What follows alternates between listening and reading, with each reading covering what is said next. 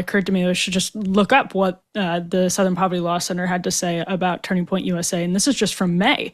Turning Point USA's primary strategy is sowing and exploiting fear that white Christian supremacy is under attack by nefarious actors, including immigrants, the LGBTQ plus community, and civil rights activists. This is under the tab on their website, Dismantling White Supremacy. So, Andy, this also brings us to the question du jour that the chattering class has been tossing around like a football.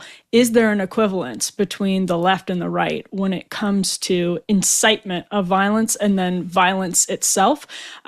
People are throwing around different numbers. I want to say my old editor, Tim Carney, over at the Washington Examiner, did a great job today fisking some of the studies that have left out all kinds of left-wing violence to come to the conclusion that the right is more violent. But Andy, the fact that this even exists on the website of the Southern Poverty Law Center, which I would say until a couple of years ago was considered mainstream, was enormously influential. You could probably still argue that it's considered mainstream, was driving media coverage constantly. The fact that this exists, I think, tells you a lot about what comes from powerful, quote, mainstream people or groups when they're on the left, but considered sort of neutral actors like the SPLC, which is laughable.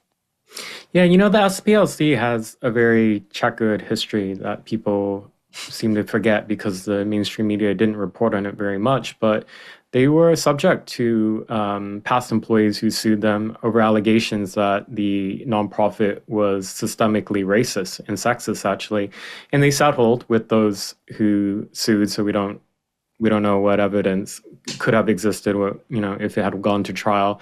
They just settled. They sit on $500 million in endowment. That's how much money they have. It really blew up in terms of donations for them. Like immediately in November 2016 when Trump won, because then immediately the whole media machine propaganda was U.S. had elected a white supremacist, a fascist, and Nazi, the same lies that were told last year. But back then, there was, that spurred a lot of funding, donations that went to SPLC, huge one. Mm-hmm. And big corporate donations. I think it was like Apple at the time. Yeah. Exactly. Yeah. So all levels of influence on the left amongst liberals donated to some of these nonprofits. And